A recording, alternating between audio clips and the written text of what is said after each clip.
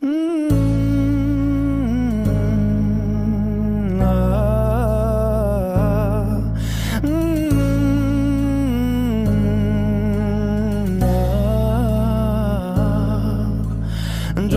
এক পাহাড় অসহ্য বিচার, স্তব্ধ হয়েছিল তারা, ব্যস্ততা হাজার। তাই যে নাই খেয়াল, পেছনে দেয়াল, যে যেমন সে নিচ্ছি মেনে নাম দিয়ে কপাল। কেউ